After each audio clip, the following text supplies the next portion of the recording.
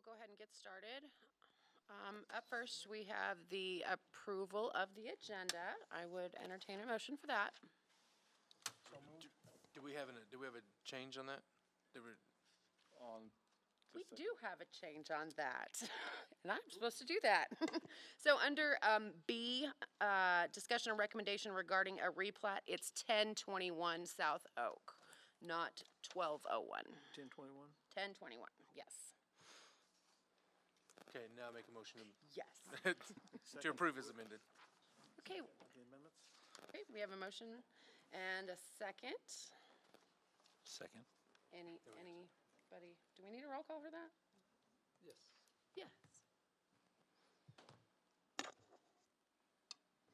There's somebody with their hand up there. Oh, she's saying they can't hear. So I guess you can't hear us well, so they're gonna work on that.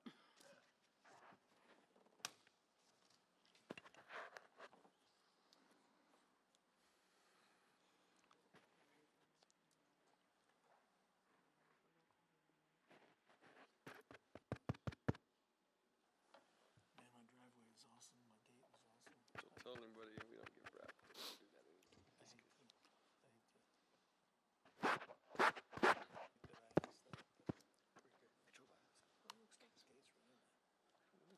Vice Chair London, Yes. Commissioner Moore, Yes. Commissioner Garza, Yes. Commissioner Smith, Yes. Commissioner Klein, Yes. Commissioner Stewart. Yes. Okay, great. Up next, we have the approval of the minutes from April 13th, 2022. Entertain a motion for that. So moved. Second. Okay, we have a motion and a second. One more roll call. Commissioner Garza, Yes. Commissioner Smith, Yes. Commissioner Klein, Yes. Commissioner Stewart, Yes. Vice Chair London, Yes. Commissioner Moore. Yes. Okay, great. Seeing no old business, we'll move into new business. Up first is a discussion and recommendation regarding a zone change at 109 Zia Place, changing from a residential single-family district to a residential carport overlay. So zone change to include lots 6 through 11 of Block 20, and lots 1 through 7 of Block 22 of the Stagner Unit 2 subdivision. Does staff have any comments or recommendations on that? Thank you, Vice Chair London. The request for approval of the zone change at 109 Zia Place from RS7 to RS7 with the carport overlay, including lots 6 through 11 of Block 20 and lots 1 through 7 of Block 22 of the Stagner subdivision, meets the standards of Chapter 17 and the Appendix A of the city's Unified Development Ordinance, and is consistent with the city's comprehensive plan. All adjoining property owners within 100 foot of the affected area were notified, with 0 responding in protest. There is no compelling evidence that there would be a threat to the public health, safety, and welfare, which is unique to the proposed request. Thank you. Okay, thank you. Is there anybody in the audience that would like to speak on this item? No? The applicant's here, but he is present. If you'd like to speak, you can. You're not required to speak, just if you wanted to, so. Okay, seeing no comment from the audience, Make a motion to approve. Second. okay, we have a motion and a second. Can we get a roll call on that, please? Commissioner Smith, Yes. Commissioner Klein, Yes. Commissioner Stewart, Yes. Vice Chair London, Yes. Commissioner Moore, Yes. Commissioner Garza. Yes. Okay, fantastic. Up next is discussion and recommendation regarding a replat of the 1021 South Oak area. Does staff have anything they would like to? Absolutely. input? The request for approval of the replat of 1021 South Oak meets the standards of the city's Unified Development Ordinance and is consistent with the city's comprehensive plan. All adjoining property owners within 100 feet of the affected area were notified, with 0 responding in protest. No compelling evidence that there would be a threat to the public health, safety, and welfare, which is unique to the proposed request. Okay, great. Was there anybody who was going to speak on this today? Mr. Leidick, I see your name on it, but no? Okay.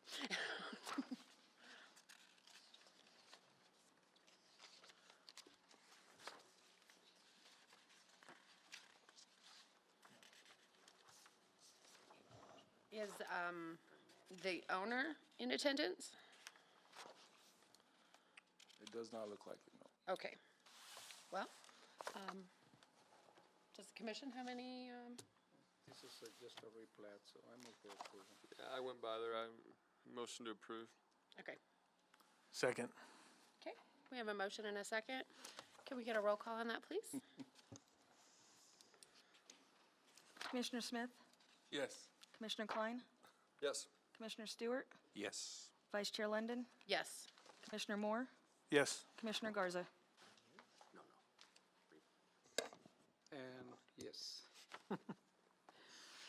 Okay, great. Up next, discussion and recommendation regarding a zone change at 414 Mitchell from Central Business District Industrial. Said zone change to include lots 1 through 6 of Block 37, Clovis Original Subdivision. Lex, you're up again. Okay, the request for approval of the zone change at 414 Mitchell from Central Business District to Industrial, including lots 1 through 6, Block 37 of the Clovis Original Subdivision, does not meet the standards of the city's Unified Development Ordinance and is not consistent with the city's comprehensive plan. All adjoining property owners within 100 feet of the affected area were notified, with 30% responding with written protests.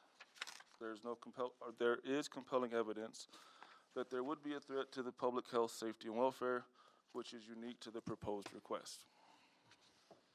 Okay, great.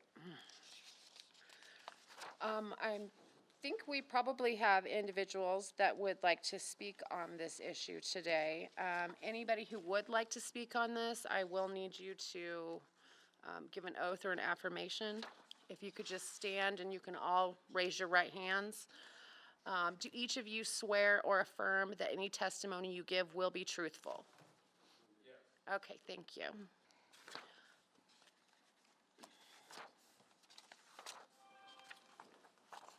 Whoever would like to go first.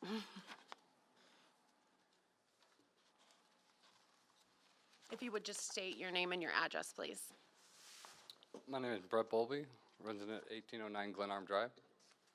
I am the owner of 414 Mitchell.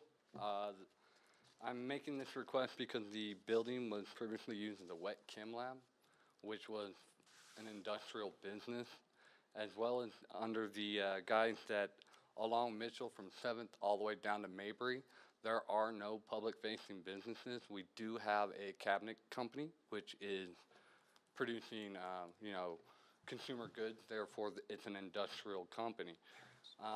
Behind the property, there is a car mechanic shop. Got oil, transmission fluid, other things of that nature. So I'm attempting to open an organic business. I don't see where the threat comes in. If the city would like to prove and validate how I would be posing as you said, a threat or some sort of devaluation, I would like to be enlightened on that.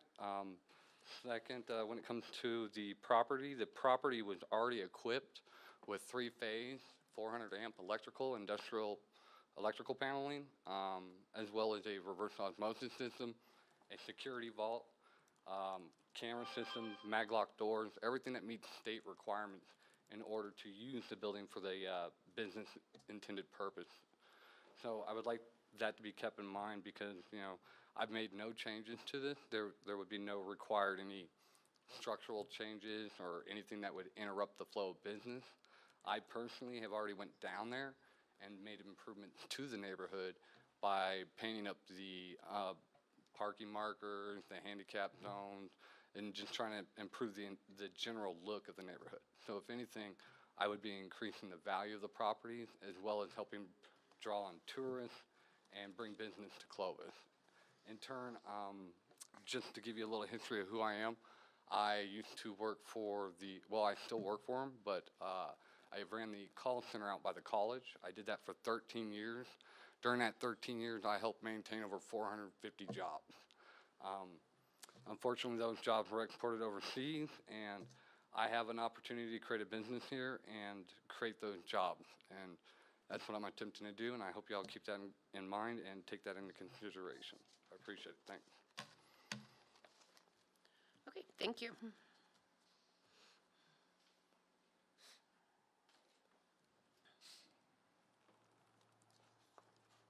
Good afternoon. My name is Sean Burns. I know most of you by sight. I'm here appearing as a private person, not as a public official. I have a vested interest in the building right next door to the applicant's building.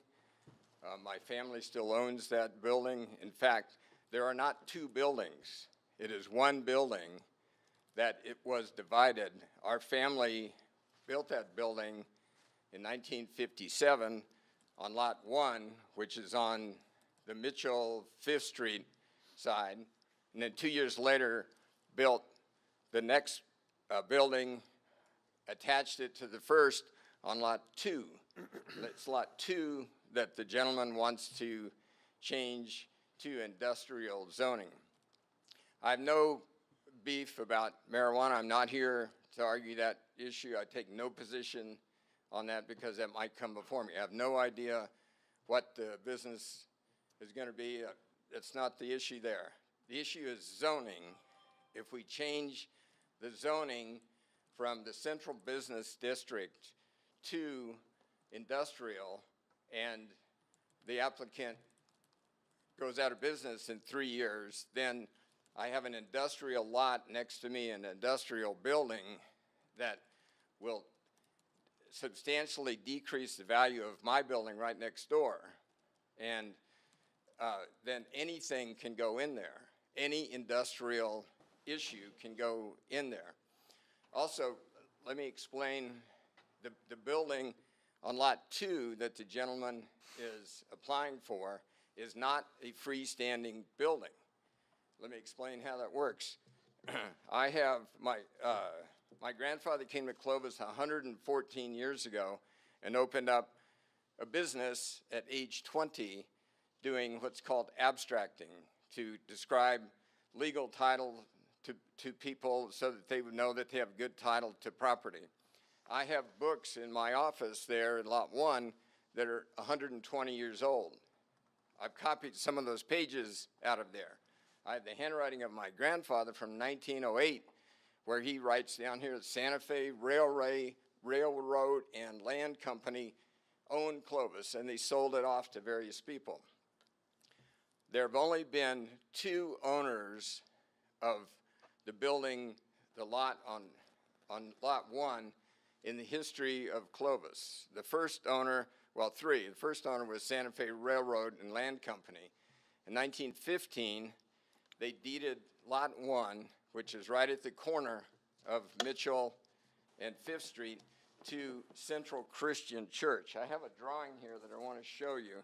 I know in the materials that you received from the planning department, you have a drawing of the area, but I drew this up so that you can see, and I apologize if I'll hold it down so you can still see me.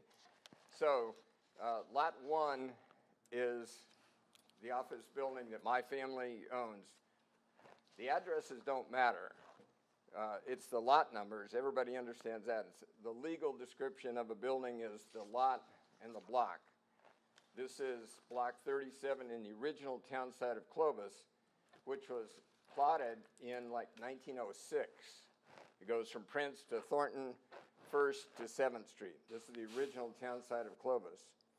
So in 1915, well, before that, in 1909, Houston, A.E. Houston, bought lots 3, 4, 5, and 6 and built Houston Lumber Company, which some of you might remember. It was there until, God, it's been 20 years, I bet, when it went out of business. So there was a lumber company here building. Lots 1 and 2 were deeded to the Central Christian Church in 1915. That church moved, and in 1955, my father and his brother, Tom, my dad was Jim Burns, his brother Tom Burns, bought these 2 lots, 1 and 2, 1955. They built a building on Lot 1, which is still there, the red brick building. The address is 420 Mitchell, but it's Lot 1. That's the significant issue here.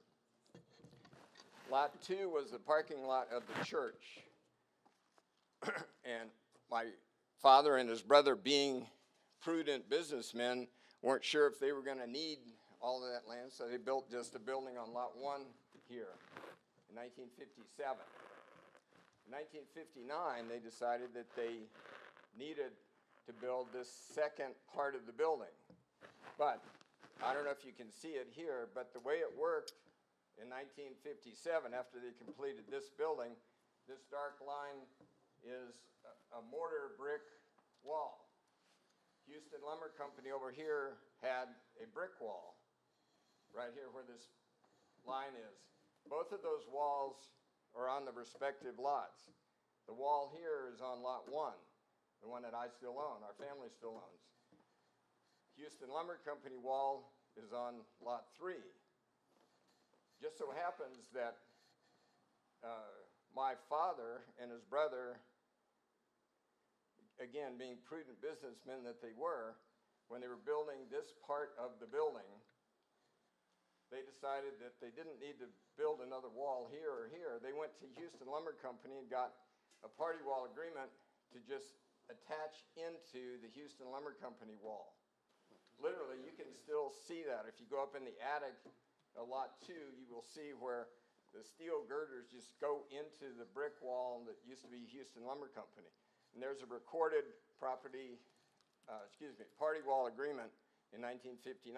Same thing over here on Lot 1. Instead of building another wall, they just stuck the steel girders into the existing wall here. So, literally, the applicant does not have a wall on the north or south side of his building that's his wall. And then later, the city acquired lots 3, 4, 5, and 6. So I'm sure the city will honor the party wall agreement that you did, that Houston Lumber Company did with my father and his brother. But there is no agreement over here because, long story short, but my father's brother Tom died in 1996. And so I have 4 cousins and I have 4 brothers. Jim Burns was my father, so we bought out Tom Burns' half and we gave them this part of the building in 1996. So they sold it to the milk processing facility that the applicant talks about. And then that went out of business, and the milk testing facility sold it to the applicant recently. But my point is that literally there is no agreement that I have with the applicant. So theoretically, I could say, move your roof off of my wall. This is not a good place to be for the applicant. And this is what happens when you do a cash sale in the industry that he's in. You can't get a mortgage, there was no title insurance, there was no due diligence to find out what's going on. Okay, let me tell you also, I just delivered to, forgotten your name, Les, excuse me, objections by Leonard Coiner, who has a building right behind us. I have an objection from Kyle Beckner, who has General Insurance Company at 500 Mitchell, which is within that 100 feet. I have an objection from Kent Carruthers at Citizens Bank. They're not directly affected, but we do have also in your materials there an objection from Paul Reed, the architect who owns the old post office. Western Management, Arnold Massey's family, successor family, own a property, a lot behind the applicant, and they've objected. The only ones I couldn't find anybody else. There is a Korean church on Conley Street within about 150 feet of the applicant. The Potter's Church on Main Street is within 275 feet of the applicant, within the 300-foot limit here. Paul Reed at the old post office building periodically has church services in his building. He objects to that. I also talked to Paul Tankersley. He objects. I talked to Holly Stockstill, who runs Cold Oil Banker on Main Street. She objects. I talked to Duffy Moon. That's not his real name, but you know, the owner of the radio station. He objects. So this is not consistent with downtown values. Sure, downtown has gone up and down, and in the last, 30 years ago it was really booming, then it's gone down, now it's coming back. This is not the time or the place to change the zoning to make this industrial for one lot on Mitchell Street, because in the future I'm going to have no control over what goes in there. So I'll stand for any questions that anybody has. Mr. Burns, I have one. So your name's on this list as well of somebody that didn't object? Was that just? No, my name is on there as somebody who got notice. I'm on the list of people who got notice. And there was no comeback is what it reads here. You didn't? I just delivered it. I'm delivering it right now. I do Travis, object. if I could speak to that. So that's kind of a fluid on the package you guys got there. They have up until right now to bring those protests, and I got most of those this morning, so that could change at any time up until the time of the meeting. So. Okay. So his does bump the 30 up, right?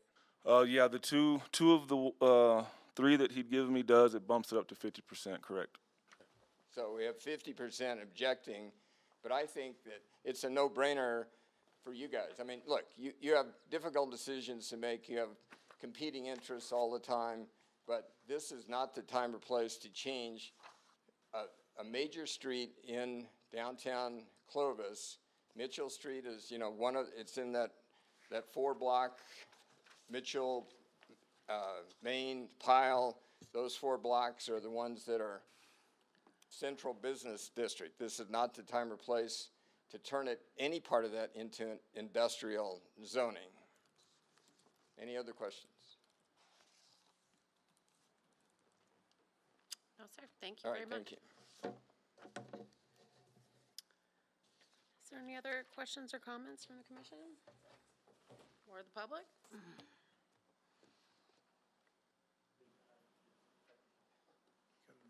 Okay.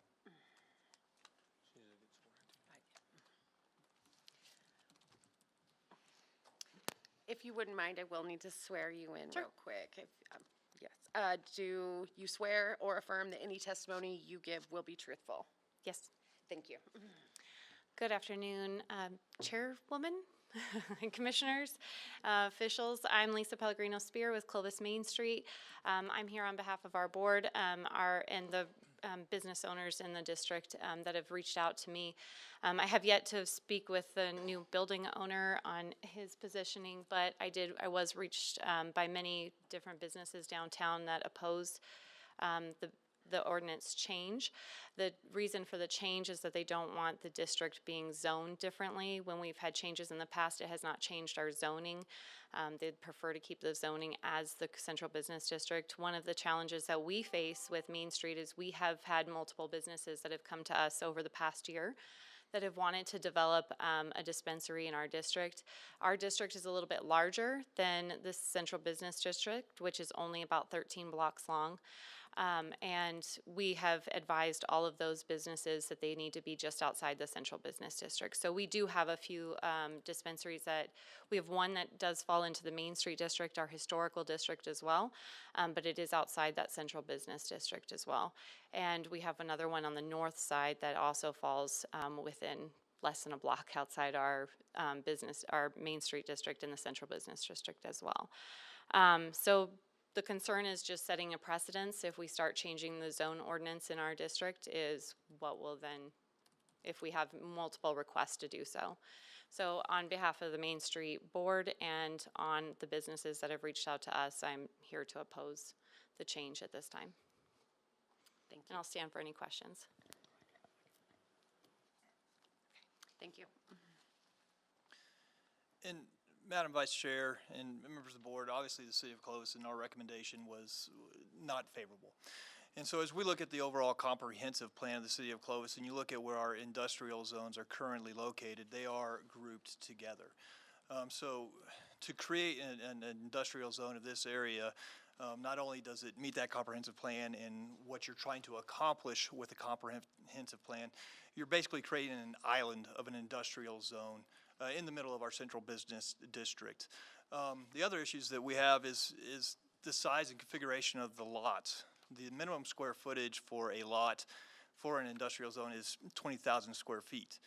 The proposed lot for that area is actually only 7,000 square feet, so it definitely doesn't meet our lot requirements for an industrial zone. And as Mr. Burns did point out, I mean, it may work for this business, but once we rezone an area, it opens it up for all the allowable uses within that particular zoning district. So those were some of our thoughts in our recommendations. So just wanted to provide you a little bit more background on where we came up with that. Thank you. Okay, thank you. Anything else? The applicant, sure. Okay. Would you like to say something else?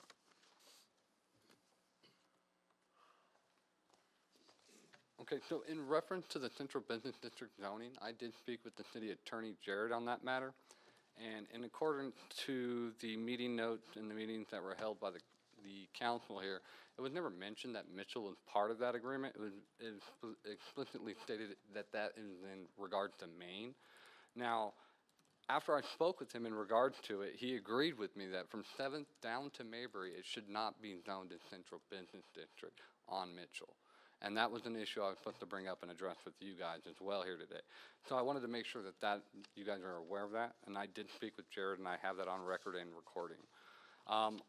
I would also like to note that if the major issue is that the zone change or spot zoning, as it's normally referred to, is going to be an issue, is if the council would at least consider a proposal of a conditional or a variance of usage of the property, because of the equipment and how that building's already built out, and all the, I mean, like, it's made to do what I'm trying to do with it, and it saved me a lot of money. It allows me to invest into the community, like I said, and that's essentially what I'm trying to do. And out of fairness and usage of the premises and how it was sold as a commercial/industrially zoned property when I bought it.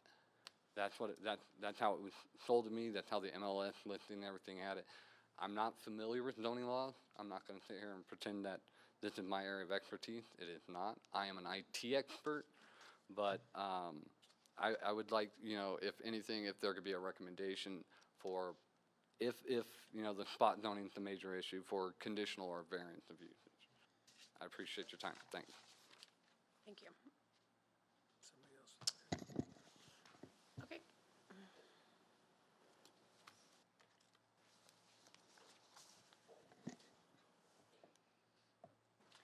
If I could get you to raise your right hand, do you swear or affirm that any testimony that you give will be truthful? Yes. Okay, could you please state your name and your address, please? My name's Renee Chevalier. My home address or my business address? Which, Well, I own 3 buildings on Mitchell. okay, Well, actually, 2 are on 7th. I just purchased the Donna Quinn buildings about 2 years ago, and I purchased the building, I believe it's 716. It's where they're doing the fingerprints at. I own that building as well.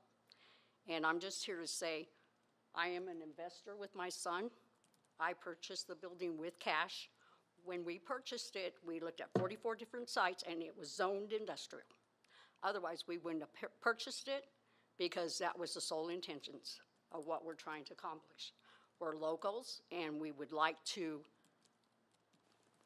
like we said, we'd like to contribute to this. I already contribute. I own a business, 2 of them downtown, and they're pretty successful, but I want to get out of some of those and do something different. And I got on this with my son, because I've had friends that their kids have bought marijuana on the streets, and that was laced, because I'm not a marijuana smoker, but it was laced with fentanyl and it killed them. So I'd like a place where kids shouldn't get it anyways, but they're going to. And this needs to be a safer community. We're losing too many of our kids to fentanyl poisoning.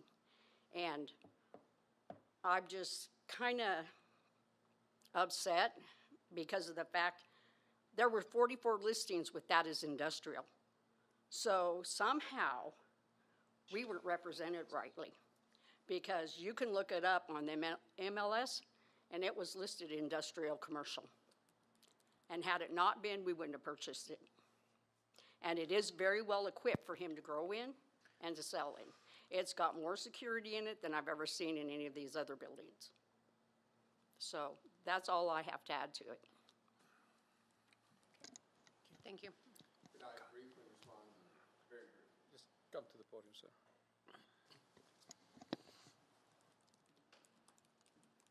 All right, look, if these people didn't do their due diligence in buying the building, that's like buying a car over the internet in Ohio and having it shipped here, paying cash for it. There are 12 title companies in Clovis that could have helped them decide what this zoning was. They bought it for cash because of the business that they're in, so they didn't have to get a mortgage, they didn't have to have a survey, they didn't have to go to a bank, they didn't have to prove any sort of concept. That's their fault. That's not my fault. That's not the city's fault. And the argument that it's better to sell marijuana legally than to buy it on the street, come on. That's a stupid argument. I'm sorry. Pretty soon they're going to be arguing it's better to sell fentanyl on the street, in a store, because the stuff you buy on the street is diluted. If they were misled as to what the type of business location zoned was, that's their fault. And if they put in money into this building, that's their fault. The lady admitted that she's bought other commercial properties in town. I'm sure when she bought Donna Quinn's office building, she went through a title company, unless she paid cash again. I mean, but if they didn't do the due diligence, that's not their fault. I mean, it's not my fault, it's theirs. Thank you.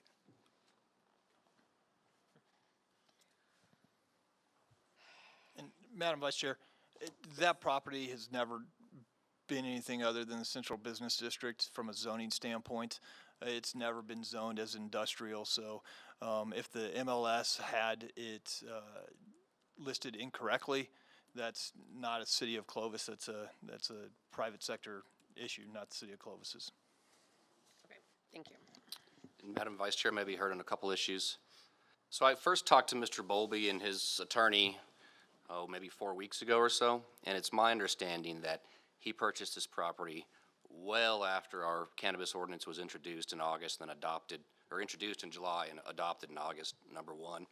And number two, I think it's probably a good time to remind the Planning and Zoning Commission about spot zoning. So for all zone changes, according to the UDO, you have to make sure that the zone change is consistent with the policy and intent of the comprehensive plan. If you don't do that and make a record of that, it could be reversible error. Or the zoning map amendment corrects an error inconsistency and is necessary or desirable to meet the challenge of a changed condition. We don't have any changed condition here. And then you have to decide, apart from that, whether or not it's spot zoning. Spot zoning is illegal. You cannot spot zoning. And to find out whether or not a request is a spot zone, you have to weigh a couple of factors. You have to find whether or not the use fails to comply with a comprehensive plan or is inconsistent with the surrounding area, grants a discriminatory benefit to just the parcel owner, and or harms neighboring properties or the community welfare. If you find those things, then it's spot zoning and you shouldn't do it. So I would like to mention that as well. Thank you. Can you make a quick comment on the variance, like what the rules are on that? Sure, I was very helpful at first in terms of giving him the avenue on how to proceed. I gave him his options, whether it's a zone change or a variance or filing a lawsuit. So I've explained to Mr. Bowlby that he can apply for a variance as well. I think he has zero chance of getting one. But if he wants to pursue that, he can contact planning or Les and get the information. He's hired an attorney named Wes Poole and reached out to him. Wes Poole's reached out to me. So for those reasons, I can no longer contact him directly. But if he wants to contact Les and ask about how to do the variance procedure, that's fine. I think he should be advised, though, that it's probably not going to fly because under the criteria for the UDO and the city code, he doesn't meet any of them. And so that's my position.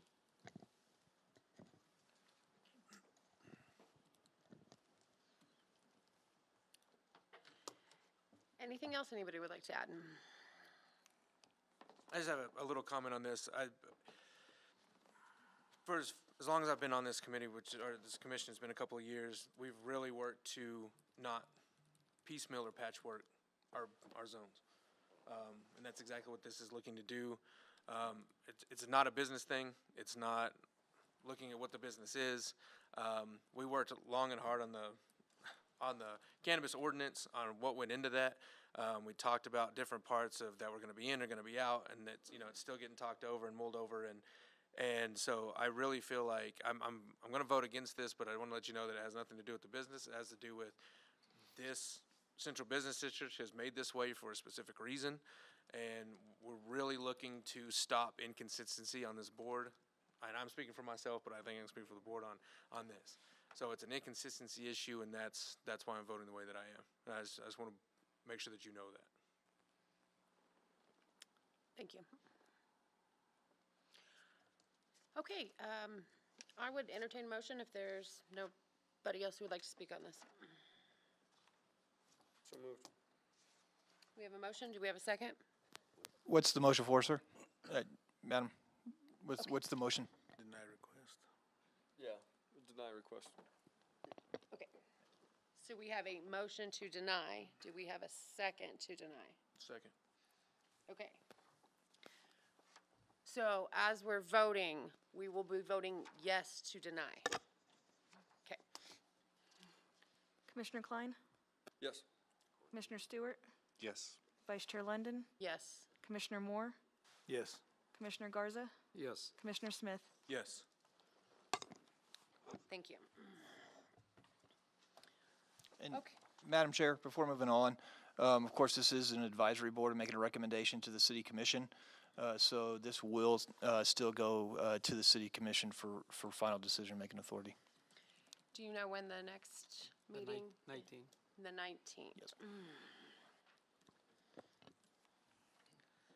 Okay, up next, we have a discussion and recommendation regarding a replat of the North Plains Mall. If you wouldn't mind speaking on that? Thank you. The request for approval of replat of North Plains Mall meets the standards of the city's Unified Development Ordinance and is consistent with the city's comprehensive plan. All adjoining property owners, there were no one within 100 foot to notify, so there obviously was no protest, and there's no compelling evidence that this replat would be a threat to the public health, safety, and welfare. Thank you. Mr. Leidig, will you be speaking on this one today? Yeah. Fantastic, thank you. I don't think you've done this yet, so would you please swear and affirm that all testimony that you give will be truthful? I do. Thank you so much. This is the second time a replat has been before you now on the North Plains Mall. As you can probably figure out, the ownership group there is parceling off certain parts of the mall property and selling those to other entities. So this is actually two of them on this replat. You had one before that was the old Sears building. Now you have what is the Stage and what is Red Lobster and AT&T. And there might possibly be one other that I'm aware of that might still be coming before you. And the city contacted me, and I just wanted to make sure this did not get in your packet, I'm sure, because the request came after that. But a request was made is how are the individual utilities, how are some of the maintenance responsibilities being handled for this? And so I brought and gave to the city today. They have prepared a declaration of reciprocal easements for these transactions that will be filed of record.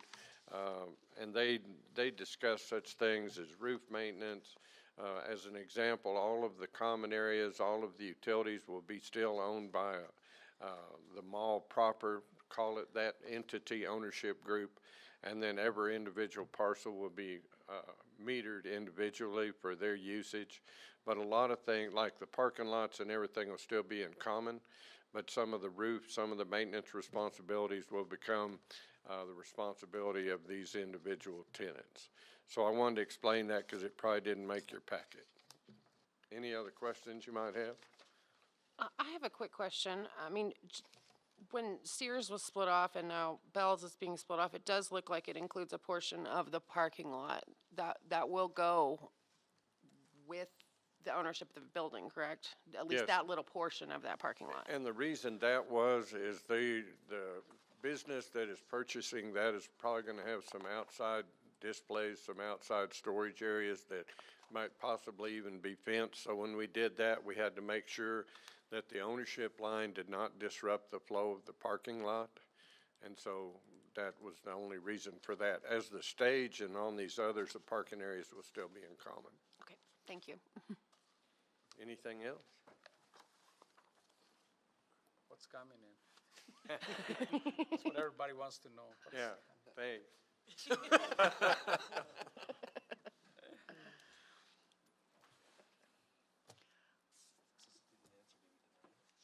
Okay, anybody else have anything regarding this item?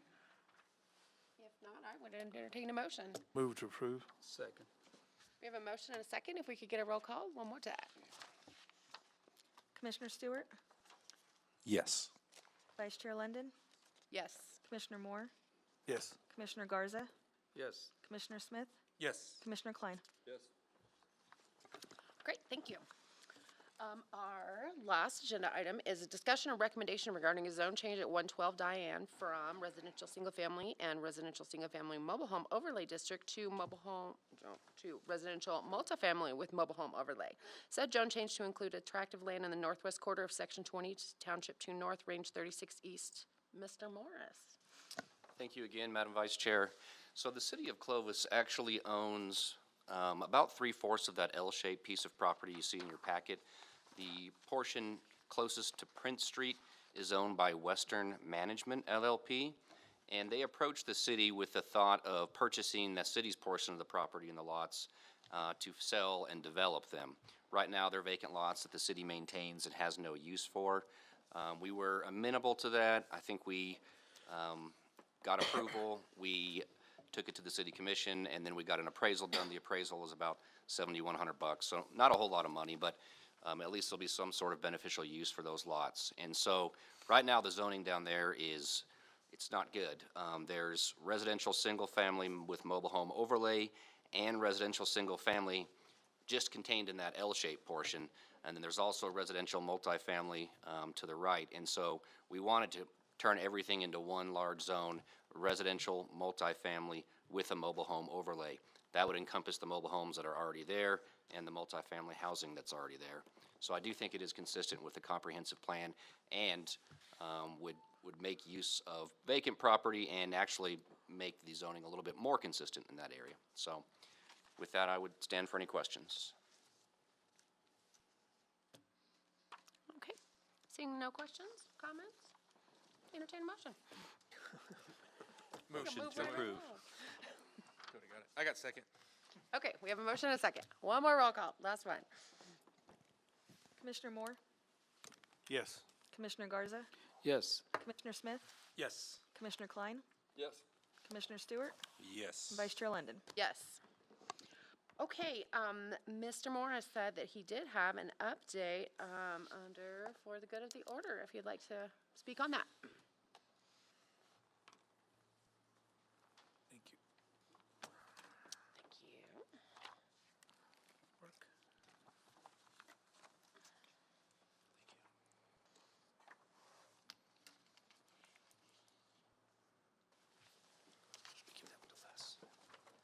Thank you, Madam Vice Chair. So since we had a couple of new commissioners, and just as a refresher, Justin had asked me to kind of put together something that could help you in identifying what criteria you're supposed to be used when you make decisions and just kind of an outline of your basic roles and responsibilities. So I did that in a short memorandum. The first part of it on the first page where it reads Section 321.5, that's a statute that applies to all decisions you make. Any decision that you're called to make in the performance of your duties, you have to be thinking about those 8 factors that are in the statute. And so I went on to then identify more specific decisions that you're called to make commonly, and to give you the verbiage from the UDO and then any case law that talks about how you make those decisions. So, yeah, coincidentally, zone changes, which we did just accomplish. That first part of the language under zone changes comes directly from the UDO, and it tells you that when you make a zone change, you have to make sure it's consistent with policy and intent of the comprehensive plan, and then to correct an inconsistency, like I mentioned. I also include some language just to give you a brief overview on spot zoning and how you identify spot zoning. As I mentioned a few minutes ago, spot zoning refers to the rezoning of a small parcel of land. Doesn't necessarily have to be one lot, doesn't have to be two lots, they don't define it, but it has to be a small parcel of land to permit a use that does not comply with the comprehensive plan and grants a discriminatory benefit to the parcel owner and or harms neighboring properties. So if you make those findings, then it's spot zoning and you shouldn't make the change. With the rest of them, there really isn't any case law that expands on the UDO definitions. So subdivision plat approval, I've written out what you're supposed to look at when you make subdivision plat approval. Conditional use approval, there's 5 criteria in the UDO that you have to look at when you're approving or disapproving conditional uses. I've outlined those in there for you guys. And then variances. Variances is probably the most complicated section, and so I've outlined in the UDO what kind of criteria you have to look at with variances. That includes physical surroundings, intent of the UDO, unique conditions to the property, practical difficulty, etc. And then lastly, these don't come up very often, but in the event that you ever have to hear an appeal from a decision of building safety. So for example, building safety decides that a property is 320 feet, 280 feet from a church that wants to open a dispensary, and they measured it and they think it's 310, they think Les's decision was wrong, they can come and appeal a decision like that to you guys. So the criteria isn't a whole lot of guidance, it just says you have to find that the building safety officer or official erred. So that's it, and then I just ended by attaching our UDO that creates the P&Z commission that just shows the composition, and